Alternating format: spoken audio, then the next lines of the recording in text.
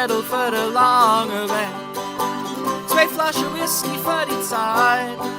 Und ich date gern habe, du bist dabei. Maria geht, fahrt mal weg, ist weit. Wann ich geh, ich werd dir fehlen, wann ich geh. Du sehst nicht, was ich mach, du sehst nicht, wie ich lach. Ich werd dir fehlen, du watsch seh. Hab kriegt mein Zettel für den langen Weg. Du schönste, als mir finden kann. Es hat Maria und Dale ganz wunderbar. Hass ich dir den weißen Dank.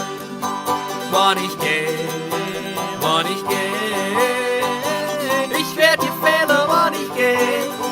Du sehst nicht, was ich mach, du sehst nicht, wie ich lach. Ich werd dir fehlen, du watch seh.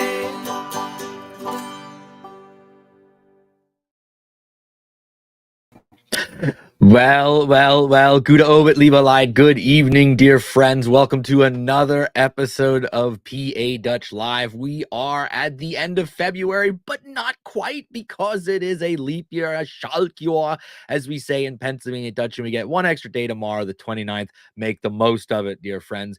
If this is your first time joining us on the show, and whether you're watching on the YouTube channel or over on the Facebook page or over on X, I would just like to say, welcome to the show. If you are a returning customer, so to speak, and you join us every month, as I know many of you do, I just want to say to you guys, welcome as well, because you all deserve it. If this is your first time or not, wherever you're watching, please put it in the comment section. A bunch of you have already done it. You know the drill. Let me know where you're joining us from so we can give you some personal shout outs to everyone that's watching, and we can find out how far the show is stretching around the globe tonight.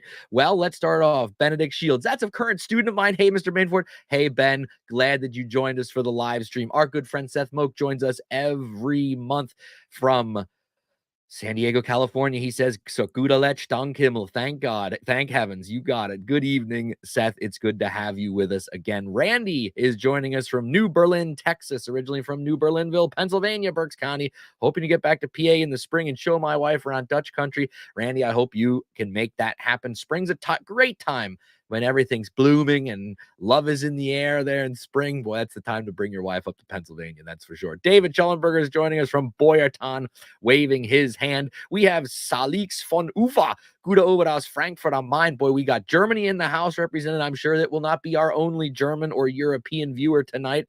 We have Derek Keller, Gute Abend von Wingap.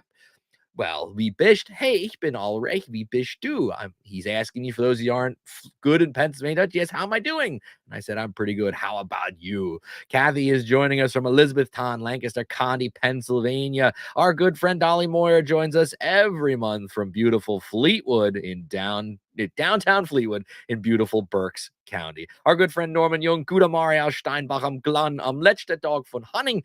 Yes, almost Norman. Oh yeah, it is already the next Norman, over there in Germany. They're 6 hours ahead, so he's already onto the 29th of February. He's a day ahead of us here in Pennsylvania. Kimberly says, Lenhardsville, what a great town. I spent a lot of time in Lenhardsville.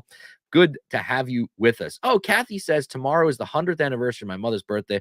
Happy birthday to your mom, whether it's a heavenly birthday or one here on earth. Sue says, Sue from Michigan, tuned in for Becky. Becky's in the green room, Sue, and she's getting ready. Don't you worry. Glad. Thanks for joining us tonight.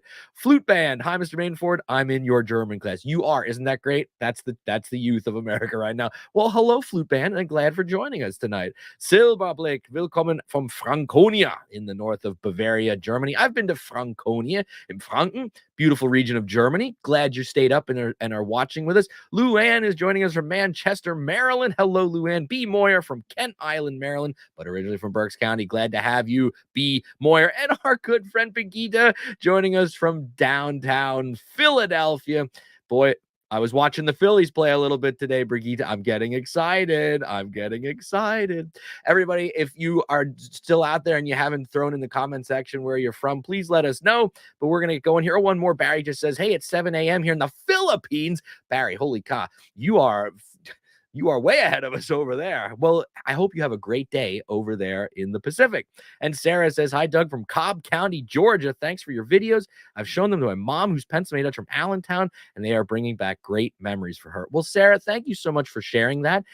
I always love hearing those types of comments that people are, watching and using my stuff and they're reconnecting, or it's bringing back blessed or sacred memories for them. So tell your mom I say hello, please. Benedict says you come out as Lock Haven. Yeah, I know, Ben. I know you well. Hey, Craig, Regeneration effort. It was rainy and windy up here too, but Craig is to buy me. Thanks, Craig. And Scott is joining us. Gute Obit, Breda aus Windcroft, Wind Gap in Northampton County, Pennsylvania. Boy, we are all over the globe tonight. Philippines, Germany, all over the United States. What a joy. What a joy. Hey, let's get into the meat and potatoes. We got some announcement for you before we bring on our special guest this month. Just to let you know, Becky, she's in the green room. She's waiting. She's chomping at the bit, so to speak. Can't wait to bring her on the show. But first, mark your calendars, dear friends. I have often talked about and brag up the Berks History Center's Pennsylvania Dutch classes. They are about to start a whole new spring session of classes, levels 1, 2, and 3. So if you've ever wanted to learn Pennsylvania Dutch, here's your opportunity, because they have both in-person classes and also classes via Zoom. So no matter where you live, you can take classes. The deadline to register for the new semester is coming very quickly, because I believe the new semester starts on March 5th, which is, what's that, next Monday, next Tuesday, something like that. So it's not too late. Get on their website, Berks History Center. I think it's berkshistorycenter.org. I'm not quite sure. If you Google search Berks History Center, there is and then you can find links and information for their Pennsylvania Dutch classes. They do a really, really, really great job. So if you want to learn Pennsylvania Dutch, here's your opportunity. Also, another item for your Pennsylvania Dutch calendar, if you are in the greater Lebanon County, Berks County region, on Saturday, March 16th, that's not that far away, is the annual. I wonder, does it say on the flyer how many years it's been now? It's been quite a number of years that this has been going on. But it is the Pennsylvania German Sommerlauf. It's just an all-day Pennsylvania Dutch event. It is free. It is held at the Midway Diner right off of I-78 there. They have a little conference room, banquet room, and there'll be vendors there. There'll be entertainment. There'll be educational seminars, stuff for kids. So please check that out. You can find them on Facebook as well, and other information online if you'd like more information. But it is Saturday, March 16th, so put that one on your calendar. Another awesome event is coming up as well. March 23rd, mark your calendars, for Easter on the Farm at the Pennsylvania German Cultural Heritage Center at Kutztown University. Of course, we always support all of the things that they do there at that wonderful location. They do good stuff. This is another free event where you can learn about Easter and springtime traditions among the Pennsylvania Dutch.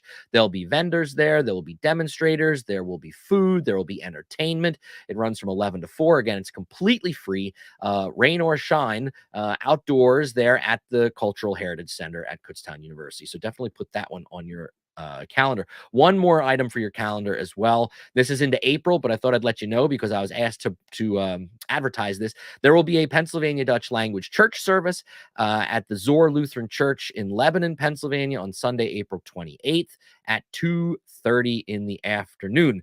They'll be singing. There'll be a sermon in Pennsylvania Dutch. You don't have to speak Pennsylvania Dutch to go to something like this. It's really neat to worship in the language of our forefathers and foremothers. And even if you're not, a practicing Christian and you still want to go ahead, enjoy the service, right? So that's one for your calendars as well. For those of you that follow me on my YouTube channel, you know that Chris LaRose and I do our Ask a Pennsylvania Dutchman. I don't remember if it was last month or the month before, but we answered a question about AI and what we thought about AI. And we both, joked around with this topic, as serious as it is. And I said, if anybody creates any Pennsylvania Dutch themed AI images, to please send them to me. And a couple of people did send some. And then I got this one in the mail. From one of my younger viewers who said, I'm not going to use the computer, Mr. Maidenford. I'm going to draw you an image. And he has Chris and I as robots because we are recycled PA Dutch robots, talking all about, well, there you go. We got the Gook Box. We got Doug. We got Chris. How about that? Great shout out. And he knows who he is if he's watching tonight. Thanks so much. It's hanging on my fridge, or it hung on my fridge, and now I'm showing the whole world your awesome artwork. Okay. Every month we do a hee-haw style salute to some town in Pennsylvania Dutch country, and I had to choose this town tonight because of our guest.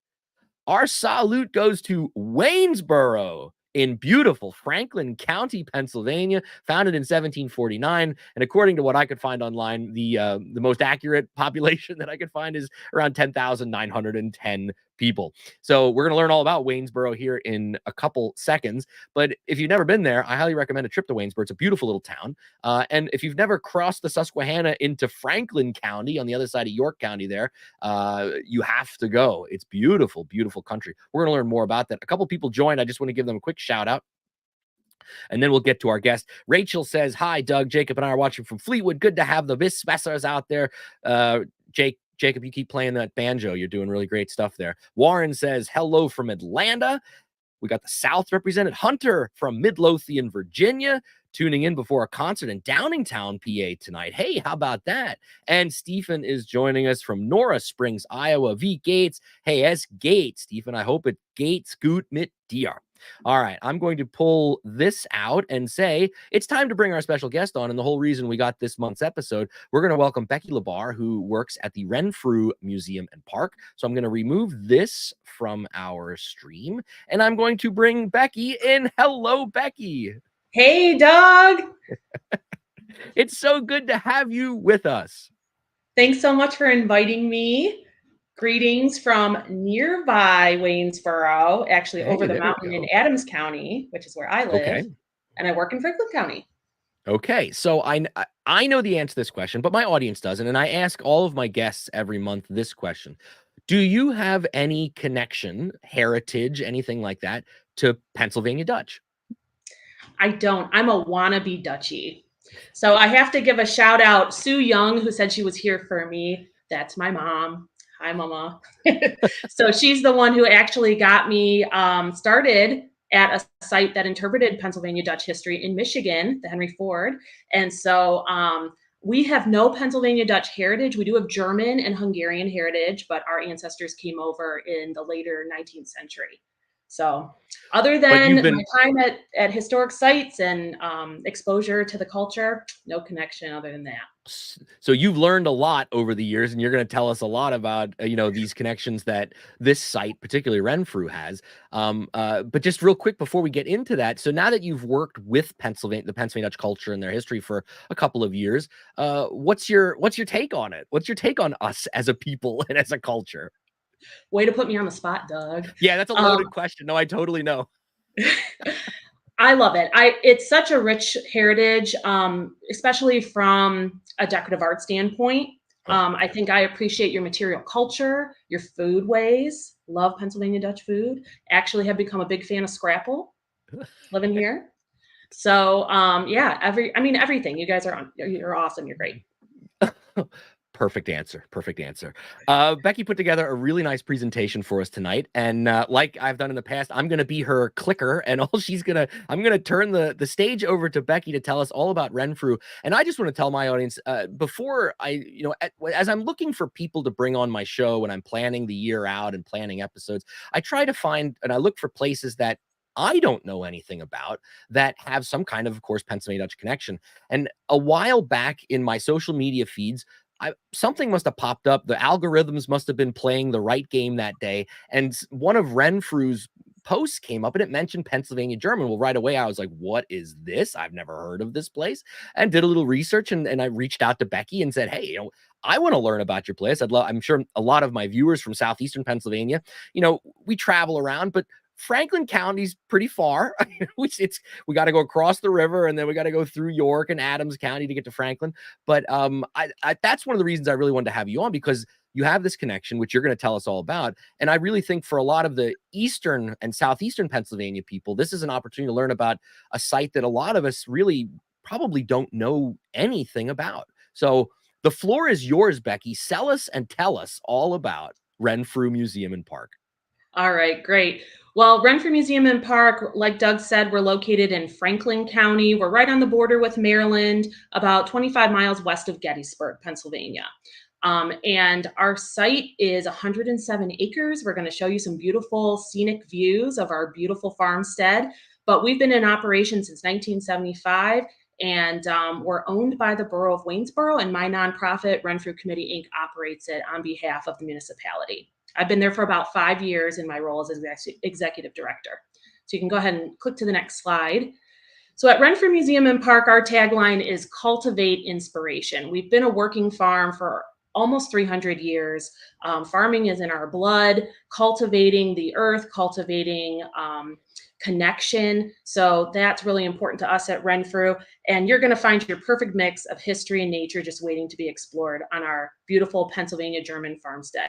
And we do use Pennsylvania German and Pennsylvania Dutch interchangeably, which I know a lot of you do. Recent scholarship is like, hey, anything goes. So I'll be doing that throughout our presentation, interchanging the two terms. So we can go ahead and see the next slide. We're excited to welcome you to a virtual tour of Renfrew tonight. You're going to learn a little bit about our history, our story, and the cool things that we do on site. So we are open dawn till dusk year round and free of charge. You can come and visit us any day of the year and walk the grounds for free. We invite you to explore and walk our nature trails and our centuries-old farmstead in beautiful Waynesboro, Franklin County, Pennsylvania. Next slide. So we are a nonprofit, we're a museum, and we have a mission statement. We recently retooled our mission, vision, and values last year with my board. And so we're very proud to support the Borough of Waynesboro in stewarding Renfrew Museum and Park as a place by preserving, interpreting, and educating others about its historic Pennsylvania German farmsteads, our early American decorative arts collection, built environment, and cultural landscape. Creating lasting connections to Renfrew's distinctive character and dynamic heritage through unique experiences, we foster a meaningful sense of place for visitors of all ages. So that's us in a nutshell. What we do, what's important to us, what we want to share with everybody. So next slide. And then our vision, which is a little bit shorter and easier to remember, is rooted firmly in Renfrew's past. We will cultivate inspiration for today, harvesting a shared history for tomorrow. So again, playing on that agricultural language, the fact that we want to be rooted, we want to cultivate inspiration in you, and we want to harvest that shared history for everybody as we go along. And here's a great view. We are in the Cumberland Valley. What I've learned living here in Pennsylvania is you guys don't cross the mountains too much. So I live in the Susquehanna Valley, drive over the mountain pass, and go into the Cumberland Valley almost every day. And it's some of the most beautiful country. It's really, I mean, it's different from where I grew up in the Midwest. It's so rural and scenic, and we have the Blue Ridge Mountains cutting through, and it's wonderful. So if nothing else, come and see the scenery at Renfrew. Next slide. And I will do a quick plug for that region of Pennsylvania in the fall. It's tough to beat Franklin County and that corner down there going into Somerset and Bedford. It is just gorgeous, gorgeous, gorgeous in the fall. Yeah. So brief introduction to our organization. We were established in 1975 through a bequest of Emma Geiser Nicodemus, our last resident owner, as an early American home and a park. We're celebrating 49 years of operation in 2024. I mentioned already we're owned by the Borough of Waynesboro. We're operated by our nonprofit, Renfrew Committee, Inc. We're 107 acres. We're over 5 miles of trails that you can walk, multiple historic features to explore. We are listed on the National Register of Historic Places for significance in agriculture and architecture at the local level, and we're a recognized nature preserve and a community gathering place. Next slide. So again, 107 acres. It is a big place, and we're kind of divided into thirds. A third of it is our historic area. A third is active working farmland. We rent out our property to a local Mennonite farmer, and he's still working that land. We also have a hayfield. And then we have multiple historic structures and natural features that are just waiting for you to explore. So we're going to go through and talk a little bit about our Pennsylvania Dutch heritage, our background, and kind of give you a flavor of what we're all about. So we can go ahead and go to the next slide. So this is an artist rendition of what our farmstead would have looked like in the early 19th century. Like I said, we've been a working farm for almost 300 years. We can trace our first Pennsylvania German owner back to a man named Abraham Stoner, who received the land from the Penn brothers, so the sons of William Penn. So we go way back. But most of the activity, the building, the development, the industrial work on our property was going on in the 19th century. So this gives you an overview of what the farm might have looked like when we were busy and active in those industrial pursuits. So we had homes, we had barns. Our family, the Royers, ran a tannery. They had a grist mill, a lime kiln, a sawmill, and actually a bark mill, which I forgot to include. So multiple building structures, lots of activity happening on our property. So if you look at the upper left, you'll see a barn, and then directly below that, you'll see a little house and a little building behind it. That is depicting the first residence that was on our property, a farmstead right in the smack dab in the middle of our property. And then over time, it grew and grew and grew. So kind of keep your eye on the barn at the back. We're going to talk about that farmstead first, and then we'll talk about the farmstead that's displayed in front with the big stone house and the tannery and the barns. So we can go ahead and go to the next slide. Again, another beautiful scenic view of our farmstead, this time from viewing the south farmstead, or what was called the lower farmstead by the family that built it. It's showing a little stone house that was constructed about 1807. So Abraham Stoner, the guy who bought the land, he had a daughter named Catherine, who eventually married a gentleman named Daniel Royer. And our Royer family goes all the way back to Sebastian Royer, who came over from the Palatinate in 1718. And our family, the Royers, were Dunkards. They were Anabaptists coming for religious freedom. First to Lancaster area, so they settled actually in Brickerville in Elizabeth Township in Lancaster County. And then over time, word got around that the soil over in Franklin County was extra good. And so people started migrating westward, leaving where they had started, moving over this way. And so you guys have lots of cousins over here in Franklin, Adams and Franklin County. So Daniel Royer bought the land from Abraham Stoner, married his daughter. They set up this industrial farmstead. He had come from a long line of tanners. That was their main business. And he is actually the 5th generation in America. So he's holding on to his Pennsylvania German heritage while being involved in all the cool activities of us becoming a nation. Their story, the Royer story, is pretty cool as you follow along. It reflects what's happening nationally on a local scale. So he's really industrious. He owns property where we're located. He owns property up on the mountain. He and his brother start a furnace, cove furnace. So he's like any good duchy, he is diversifying his interests in the 19th century, making sure he's got a little business here, a little business there, but he's mostly involved in tanning. And then the grist mill that's on site, which is part of this farmstead we're looking at, is supporting his tannery by grinding up lime for the tanning process. And then also it has stones for grist or grain products. So next slide. This is a closer view of that little stone house that we're dating to about 1807, and a barn, a Schweitzer style barn. I don't know if you've had anybody come on here talking about that architectural style that was brought over from the old world. Our little Schweitzer barn was getting kind of saggy, so you can see it's up on posts, but originally that cantilever would have just been out in the air covering up livestock. This little stone house, we believe, was actually built as an elder's home for Daniel Royer's dad, who was a tanner and left his farm. And this was something interesting that I learned when I moved out here, that farms don't go to the oldest son. In our area, they go to the youngest son. So it can stay in the family longer, and then the parents will move off site to the farm where the oldest child is living. So our research shows that this particular house was first built most likely for Daniel Royer's dad, Sebastian, to live in while Daniel Royer is bulking up his farmstead.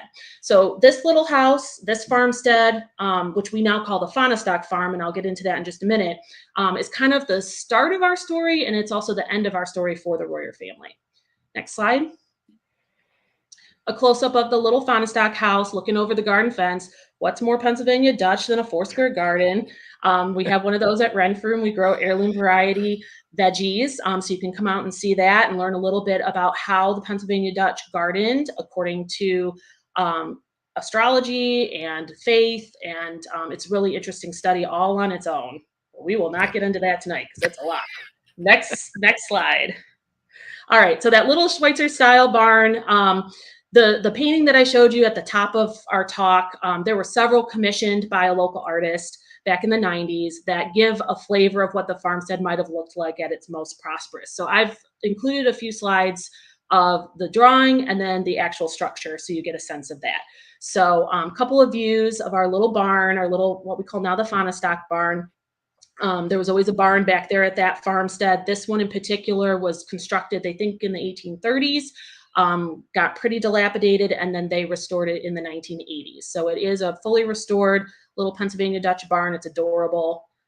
It's one of my favorite buildings on site. So next slide. So we are on a limestone shelf, and lime is really important to the industries that were occurring on our property. And so Daniel Royer, one of the things that he had built during his tenure at what would become Renfrew is a lime kiln. And you'll see an illustration of how that was used. They basically layer limestone that was quarried out of the ground with wood, stack it up really high, burn it down hot and long, and it would change the chemical composition so that it could be used in the tanning process and for plaster, for whitewash, all kinds of good stuff, sweeten the soil. The view on the left is the lime kiln before it was restored. And it's just sort of, it's very sort of a shadow of its former self. It had ruined over time, and then it has since been restored, and people can actually go inside and look at it, look from up top. It's a really cool feature on our property, a very common structure that a lot of industrial farmsteads had during the 19th century. Next slide. I mentioned our mill. So the grist mill, there's a picture shown here to the right. It had two overshot wheels that were powered by water that was diverted from the Little Antietam Creek. That was one of the reasons why this property was so desired by the people that developed it, because we had that water source weaving through our property. We're the east branch of the Antietam. And our mill was built about the time that little stone house was built, around 1807 or so, and was active for a while, but it was built kind of small. And so competitor mills cropped up throughout the 19th century and kind of outpaced it, put it out of business. And Daniel Royer's descendants tried to make it work, tried to make it financially feasible. It wasn't happening. They turned it into a creamery for a while in the late 19th century. Wasn't doing it for them, and eventually, when the property changed hands, it was torn down. So we had a big hole in the ground for a long time, trying to interpret that part of our history. But recently, we've had the opportunity to build a mill adjacent to the historic ruins, and that's what you're seeing on the left there is our big project, our $5 million build that's happening right now at Renfrew, of an interpretive structure that's going to have real working millworks. We're finishing up phase one with the building being completed, and then we're going to fundraise the remaining amount for the actual millwork. So eventually you'll be able to come to Renfrew, see grain being ground the way that it would have during the Royer period. That's really cool. That's really Next cool. slide, please. All right, I'm going to show you a ton of pretty pictures because that's what we're known for, is these scenic views of the farmstead. So we're moving our way towards what was called the upper farm during the time period. It's actually to the north and downhill. So, you know, that's confusing to me because I always want to say I'm going up to the top to the other farm. But historically, they came across the fields to what they called the upper farm. And you can see sort of the distance between the two main farmsteads. And anytime you come walking at Renfrew, the view is always spectacular. Next slide, please. All right, so this is the Royer farmstead, and this house was constructed in 1812. The section on the left-hand side was constructed first, and then there was an addition put on with a kitchen and a large chamber and garret above that, about 1830, between 1815 and 1830. Daniel Royer became very prosperous. He made good money off of all his different industries. He also was county commissioner. He was a justice of the peace. He had his iron business. He was a member of the Pennsylvania Assembly, on and on and on. So he was really well respected, and was able to amass enough money to become comfortable and invest that in his dwelling house. And we talk a lot about sort of the influence of high style English architecture on this vernacular version of a Pennsylvania Dutch home. And what's interesting about the way that it's oriented is it looks right over the tannery. So he could be in his house and watch his workers right across the creek and also smell what was going on with the tanning process too, which shocks a lot of people, but that's what he wanted. So, all right, next slide. We have a variety of original outbuildings on our property. And again, we are well known for our vernacular Pennsylvania Dutch architecture. You'll see this exaggerated overhang on a lot of our outbuildings. This is our milk house, which is really cool. It has multiple levels. The lowest level is sunk into the ground so that you can keep your dairy products nice and cool under the frost line. And then there's dry storage above. And you can see on the right what our artist Clyde Roberts thinks that it might have looked like when the Royers were living there. Next slide. And here's an image of the tannery. The tannery is absolutely gone. We have no remnants of the tannery other than a couple of tanning vats that were dug up by our archaeologists back in the 80s and 90s. But this was their main business. They had a building and multiple vats because tanning hides takes about 2 years to complete. They have to go through multiple stages. And so where this is located currently is where our picnic grounds are today. So we have a marker there that will tell you about it, but unfortunately you can't see that happening. Tanning was such a common industry during the 19th century, but a lot of times these buildings were made out of wood and they just didn't survive. But you get a little bit of a sense of what they might have been doing on a daily basis. Next slide. And then we also have a smokehouse that exists on our property, contemporary to the Royer House, about 1810, 1815. Again, got that exaggerated forebay that's very common on Pennsylvania Dutch farmsteads in our area and probably out by you too. And it was a multi-purpose building. It was used for preparing for butchering.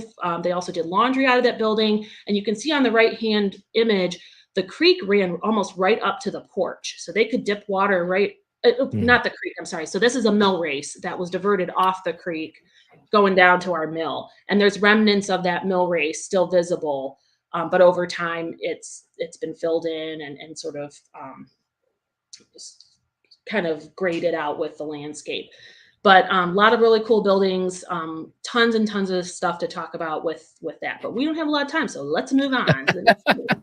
Okay, so the Royers were on the property for about 100 years. Daniel Royer and his wife Catherine had 10 kids. Several of their children remained on the property into adulthood. Their youngest daughter Nancy was born in 1812, which was the year that their big house was completed.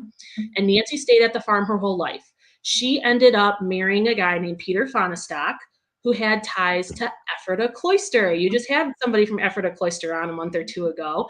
And Peter Faasnacht, actually, his whole family was at Ephrata for many generations. They were millers, and that's how we think they got connected to our farmstead, was their family was working at the mill at what would become Renfrew. And there was a segment of the Ephrata Cloister that broke off in the early 19th century and came up to our area and founded the Snow Hill Cloister. And so the Faasnacht family left Ephrata, came up to Quincy Township in Franklin County, was at Snow Hill, and they were householders, which meant that they could marry, have homes, raise families, but they worshiped with the congregation. Peter actually lived at the brother's house at Ephrata, so we like to tell people about him sleeping on wood bricks and wearing his white robe and eating his gruel. But a lot of people were kind of disillusioned with that, and they followed Schneeberger up to Quincy and started Snow Hill. So we have connections to that with really rich religious history through the Faasnachts and their faith with the Snow Hill Cloister. So by 1900, this is what our farmstead looks like. You can see that the Royer House is still standing there to the left, but we've got some turn of the century buildings on the right. Nancy and her son sell off the property to a local doctor, and he runs it. His name was Dr. Strickler, Abraham Strickler, and he wanted to have this property as sort of a summer place or a getaway location to leave downtown his office and come and relax at the farm up the street. It ended up that he ran it as a tenant farm. He didn't really spend much time there. So for most of the 20th century, it was a tenant farm. And Dr. Strickler passed away. The land went to his wife, then it went to his son, who died, and then it went to his daughter, who died. And the land then became available for sale. And there was a couple by name of Nicodemus that bought the property. And that's kind of where our story really picks up.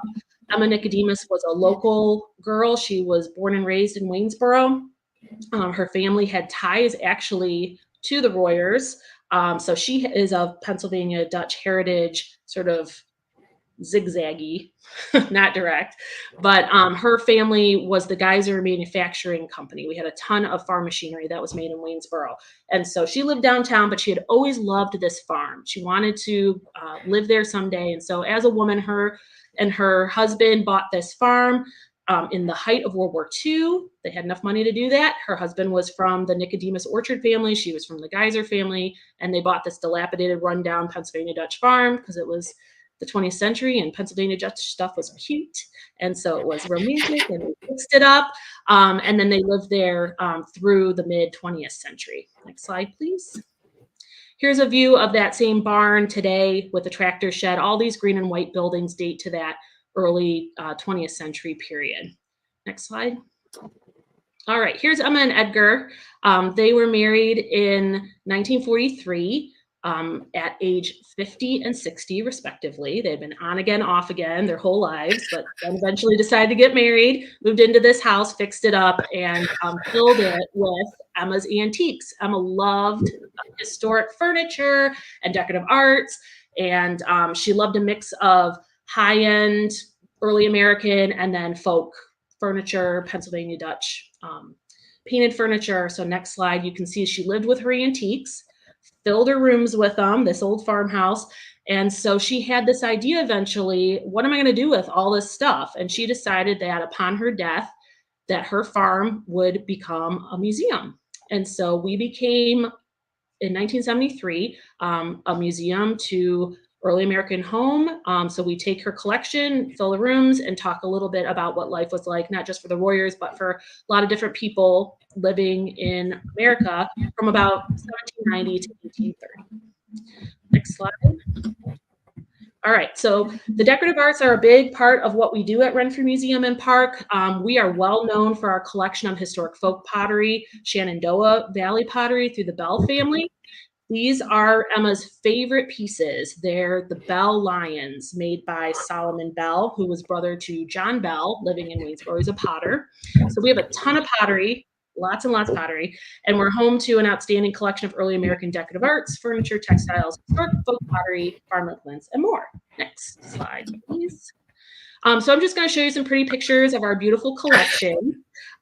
Some gorgeous early English painted soft paste porcelain. Next slide.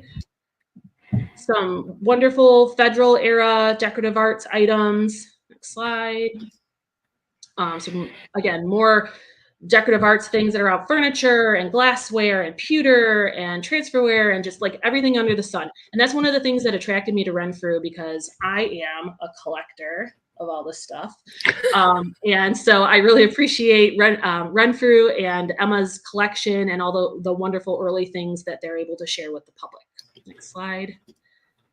And like I said, we're known for our pottery collection, and here's some examples that are on exhibit. But we have, I mean, wonderful froctors, dower chests, chalkware, all sorts of things that were made by Pennsylvania Dutch people through the years, in addition to things that are like Baltimore era Federal furniture and like high style. We have a high style Connecticut sideboard. She just bought what she liked, and she had a great eye, and she was living during a time where you could get antiques at an affordable price and decorate with them and love them.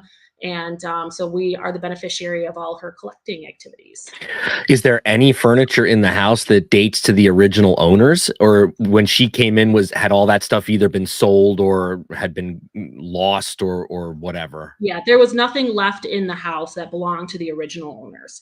Okay. We have one chair that they think might have a connection to the Royer family, but it's attributed. It's not, provenance that we can prove. Good question.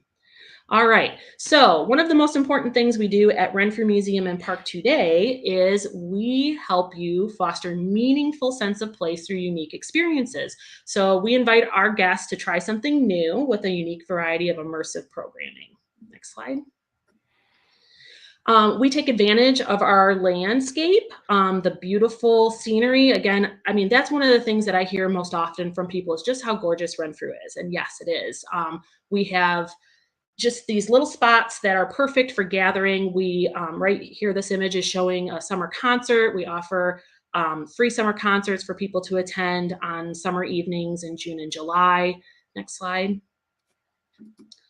We have free yoga classes that we offer in the museum house backyard, allowing people to enjoy the nature, have a respite from the daily grind. I mean, you really do. You come off of Pennsylvania 16, and we're in suburban sprawl in Waynesboro. Like we have a really cute downtown, and then as you move into what we're located in, Wayne Heights, you're definitely in sort of it's rural, but there's a lot of a suburban feel. But once you step foot onto Renfrew, it is like another world. And so Yeah. people really love to escape into the farmstead because you really feel like you've been transported. It's relaxing. We do several signature events throughout the year. I'm showing you this, but I know that Oktoberfest is not Pennsylvania Dutch. We know that, Yeah, but but it's a good time. The Pennsylvania Dutch like to party and drink beer when That's right. necessary, and so yeah, we're okay. It's a good time, and we this is our big fundraiser for the year that we hold in September. So the farmstead is a great place for that. Next slide. We can't make it happen without our volunteers. So we are a staff of 4 on 107 acres, running this place for the borough with a working board of 7. But we need volunteers. And so we have lots of folks who help us facilitate all these great experiences that we offer to the public. And this is a little plug, little shout out for those of you in our area who are interested in volunteering at Renfrew. We've got an info session coming up on March 9th. So if you're interested in volunteering at Renfrew, please check that out. Next slide. There you go. So we do a lot of different events. This is representative of some of the programming we do for children, for students. We are going to be doing Pie Day coming up here on March 14th, where we use our bake oven and we're going to celebrate circles. So we're going to calculate some diameters and circumferences and bake hand pies. What's more Pennsylvania Dutch than that? Well, pies for sure. Yeah. We do field trips. We educate students, and you can see some of our fabulous pottery here in the case. So we really try to invest in the youth and help them understand their Pennsylvania Dutch heritage, appreciate the decorative arts collection that we are stewards of. Next slide. Again, decorative arts is why we were founded. So we do a variety of historic skills workshops, and our next one coming up is historic tinsel painting. This is reverse glass painting with foil accents. It's a folk art that was introduced in the 19th century. Some Pennsylvania Dutch people did this folk art, but it's mostly New England. But again, we have a mix of decorative arts from the early American period. So if you're in our area or you want to travel over the mountains, please come to our valley, travel over the mountains, and do this really cool workshop that's coming up on March 23rd. Next slide. We often will offer Scherenschnitte classes. This is an example of one from our collection at the upper left. There's a gentleman in town who specializes in this, so occasionally we're able to offer that as a continuation of Pennsylvania Dutch folk art and traditional craft. Next slide. We're very much committed to preserving historic foodways, Pennsylvania Dutch foodways.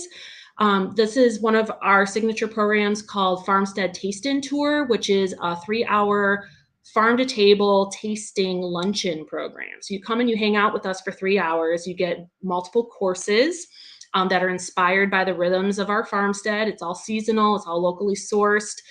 We provide commentary about why each dish was selected, how it relates to the farm history and what we grow in terms of our heirloom produce.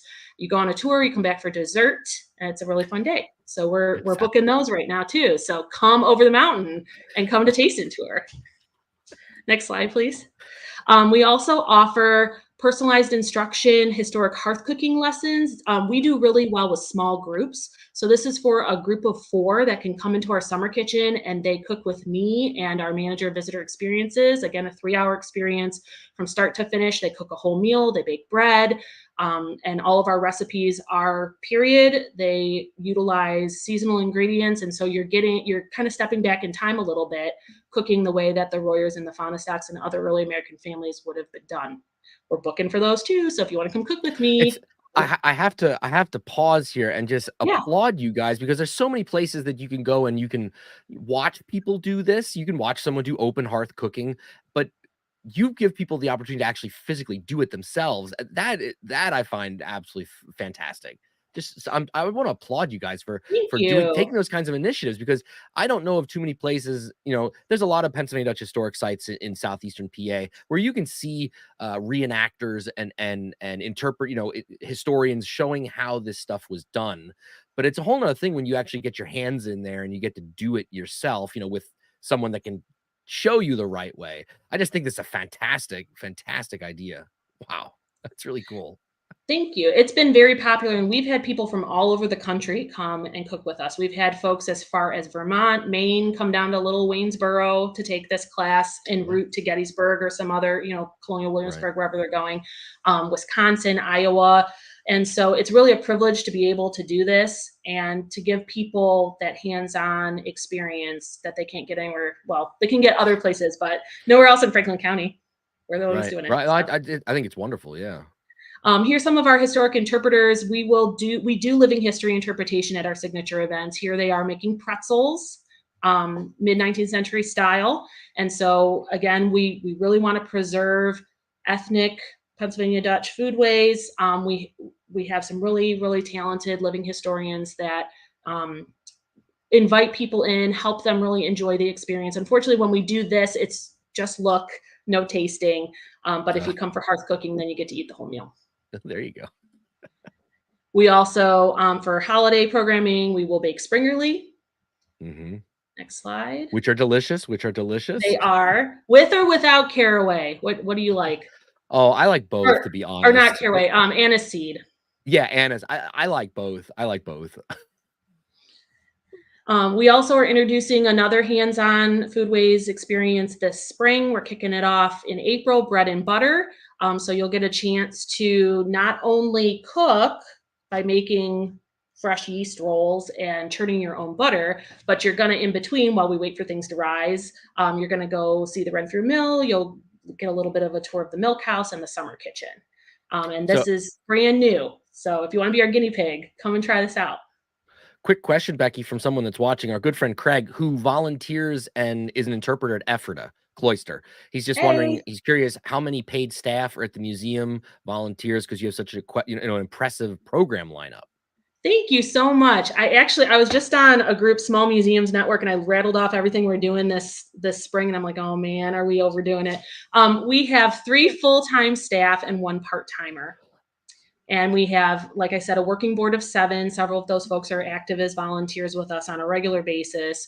And then about 12 active volunteers that are with us all the time. But we have a roster of like 20 or 30 that volunteer with us. We're doing a lot for a small museum. We are doing a lot, and it's really a privilege to be able to offer that, the variety. And we're so glad that people appreciate that and recognize that we're trying to really offer unique experiences to our guests. All right, our capstone event for every season is Christmas on the Farm. We offer that 2 days, Friday and Saturday, the first weekend of December. And we've really grown this program as well and made sure that we preserve the Pennsylvania Dutch aspects of the holiday celebration. What's different about our Christmas program is because we are an early American site and not strictly Pennsylvania Dutch, when you come for a house tour, you're going to kind of learn the progression of holiday observations from the early 19th century up through the turn of the 20th century. So as you go through, you're introduced to, did the Royers really celebrate Christmas all that much in 1810, 1820? Not too much. Then you move on and you learn about how it progressed and how that melting pot of America sort of changed the way that we celebrated Christmas. The gentleman on the left is our Belschnickel, a very clean Belschnickel. I've been trying to tell him, Pat, you got to soot it up a little bit, put some more furs on. But he's just a tidy guy in general. But he's been our Belschnickel here for the last few years. And we just really enjoy offering horse-drawn wagon rides, live music. We have a violinist that plays for us from the second floor porch. We have warming circles, crescent baskets. This is one of my favorite events of the whole year, and we're really proud of it. And we attract people from all over the region as well. That's wonderful. So, in conclusion, we talked a little bit about Renfrew being a respite, and it really is a place where you can escape from the modern world and cultivate your own inspiration, whatever that is, the nature, the history, the foodways. We're nestled along the banks of the Lily and Cheatham Creek, and we just invite you to come and make Renfrew your own place. So thank you for having me on. Folks can get in touch with me here at my email and phone.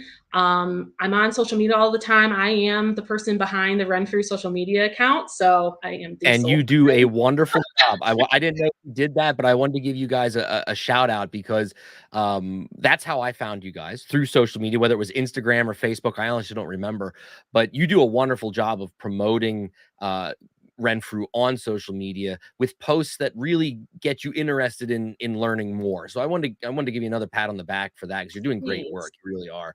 And I just want to thank you so much for taking your time out and putting this awesome presentation together for us and sharing with us. I'm hoping that somebody watching this tonight is going to say, you know what, that as soon as the winter's over, I'm making a trip to Waynesboro to check this out. Because as I was talking to Becky before the show, or when we were planning all this, and I said, I want to come down this summer and shoot some YouTube videos down there and feature and highlight Renfrew. And now, after sitting through this presentation and learning the story and seeing these images, now I just want to come down tomorrow. I can't, but I'd love to. You really got me excited about everything that you guys have to offer.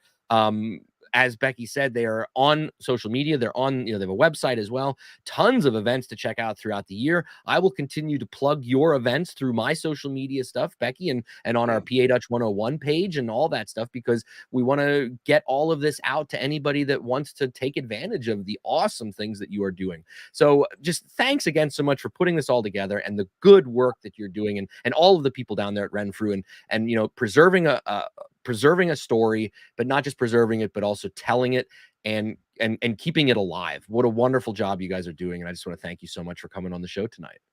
Thank you. It's my pleasure. We'll We see you will be later. in touch, I'm sure. Take care, Becky. Bye-bye. Leave a light. Can you beat that? What a wonderful, wonderful story. All those generations and different families, and somehow the farm didn't turn into 100 homes in a development. You guys know that happens all the time. But we were able to, through smart decisions, we were able to keep this property and be able to show it off. And exactly what Becky said, and you guys know this as you drive around, Berks County and Lancaster County and Lebanon County, you can get really hung up in the Russian and of daily life. But as soon as you drive past a nice, serene Pennsylvania Dutch farm and the hex signs are smiling at you, you just it's like you take a deep breath and all your stress goes away.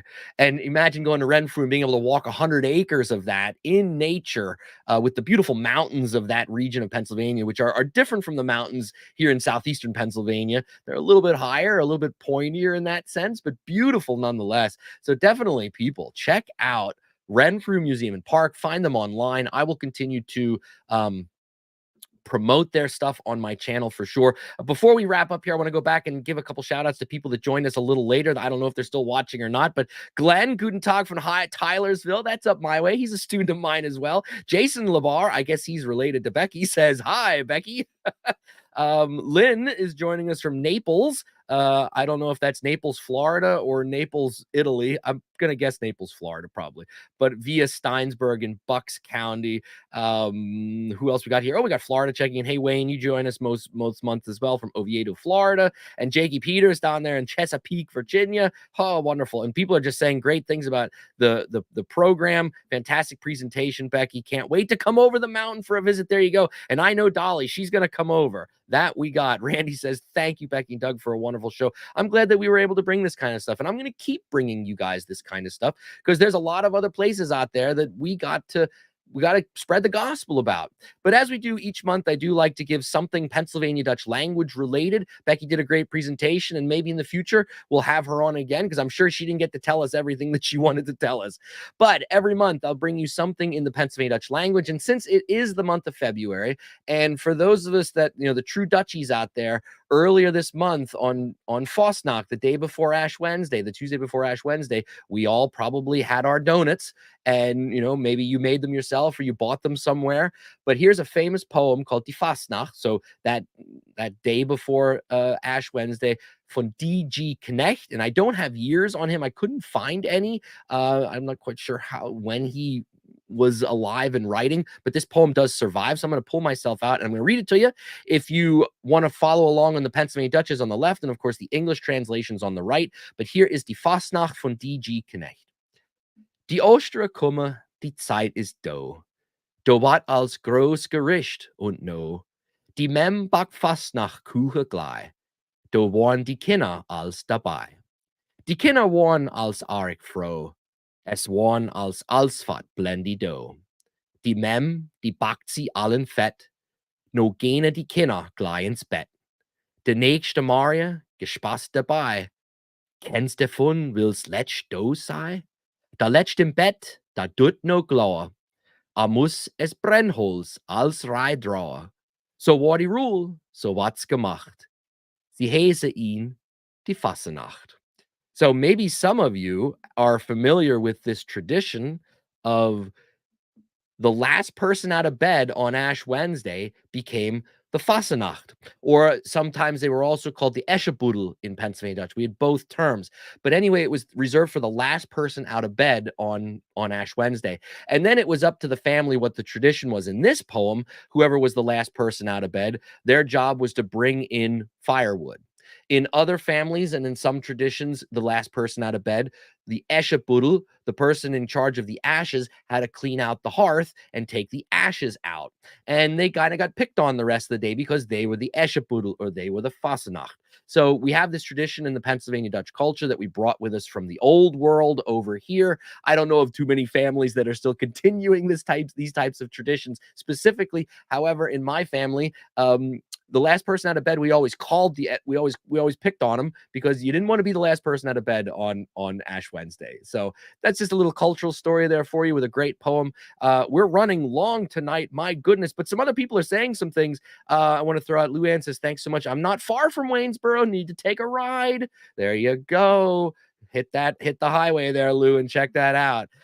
Real quick, we're going to skip over our song this month. I'll bring that song next week. We are running a little long, but I do want to, as every month, bring you, don't forget, if you like what we're doing here, you want to get some PA Dutch themed merch, you can check out our merch shop. We're always bringing new images on that you can look at and purchase. And again, it's not just t-shirts. You can get all this stuff on t-shirts, but you can also get it on sweatshirts, magnets, stickers, aprons. It's like 1,000 different possibilities. You can get our Schnickelfritz t-shirt or our design of the Elvedrich there, and here pictures of all our good friends wearing our stuff. We got tons of stuff there. So please, if you're interested, check out Zazzle.com/PA Dutch stuff, where you can get your PA Dutch themed merch. Get yourself a nice t-shirt and wear it when you go to Renfrew to visit. There, how's that sound? And if you like what we're doing here and you would like to support us financially, you can buy me a coffee at buymeacoffee.com/Doug Mainford. Coffees are $5 a piece. You can buy me one coffee. You can buy me 100 coffees. I'm not going to say no. Any money that's raised, of course, goes purely to the upkeep of the channel so I can keep bringing you quality content. Put a couple gallons of gas in the car so I can drive down to Waynesboro and shoot a video later this summer. How's that sound? And I'd like to give a personal shout out to some people that have recently donated. Dolly Moyer, Joe Huddleston, Dave Smith, Alan Moyer, Seth Moe, Gary Johansson, Ron Griffiths, Jana Branch, Todd Santee, Richard Maidenford, Carol Diefenbach-Canner, and an anonymous donor. Recently, I put out a wish list that I wanted to buy a gimbal, which is a special kind of camera holder that allows you really cool mobility with your camera. And I just threw it out there, and a couple of people that are listed here donated and met the goal. And it's right here in this fancy little bag. It already came, and I've gotten a chance to play around with a little bit. There's going to be some really cool stuff I'm going to be able to do with this in the future. So some upcoming YouTube videos. So thanks again for everybody that has donated in the past and that maybe are thinking about donating now. And if you don't want to give money, that's fine. Just keep tuning in. Speaking of which, mark your calendars. Our next episode of PA Dutch Live, and it's soon because it's already the end of February, is March 13th, right around the corner. Wednesday, March 13th, 2024, again at 6 p.m. right here on the YouTube channel, also on our PA Dutch 101 page on Facebook. We are going to be welcoming Jeff and Claire Weiss onto the show. They run the website and social media sites called A Pennsylvania Dutch Table. So as you can probably figure out, we're going to be talking about Pennsylvania Dutch food next month. They run a really cool blog and website where they look at Pennsylvania Dutch recipes. But I don't want to say too much, but that's just to get this, whet your appetites for next month. So mark that on your calendar, March 13th at 6 p.m. We'll also have a poem in Pennsylvania Dutch, and I'll finally get you that song that I wanted to play this week from our good friend Eric and Aaron Mace over there in Germany that are from Pennsylvania. Dear friends, it is always an absolute pleasure and joy to be with you each month. I can't thank you enough for the support that you constantly show me and my family. I get these great emails and messages thanking me for the stuff that I'm doing, but I have to say, none of this would be possible if my wife didn't say, you know, Doug, you can keep doing this stuff, because she allows me the time to do shows like this and put these videos together, and my kids, and you see them on videos. I just want to give them a special shout out and thanks to all of you that continually, support me in my endeavors and like the videos and share them on your social media. We're going to keep the quality Pennsylvania Dutch content coming as long as we can. And mark your calendars. There's a lot of cool stuff coming up here in the spring. A lot of really good festivals. We got Easter things coming up as well. You got tons of things to think about at Renfrew for the summer and into the fall and all the way to Christmas of this year. So hopefully you guys can find the time to attend an event, support those people that are doing good things to tell the Pennsylvania Dutch story. And until next time, dear friends, keep practicing your Pennsylvania Dutch. I look forward to being with you just in a couple of weeks in March. And until then, as we say in Pennsylvania Dutch, Mach's gut. Mach's gut zu dir, mach's gut zu dir, mach's gut zu dir für now. Unsere Zeit ist all und so es ist, mach's gut für now. Hoff wieder mit dir zu, du bringst zurück ein Freund. Mach's gut zu dir, mach's gut zu dir, mach's gut zu dir für now. Unsere Zeit ist all und so es ist, mach's gut für now. Hoff wieder mit dir zu sein, hoff du bringst zurück ein Freund. Und so mach's gut, lieber Freund, mach's gut.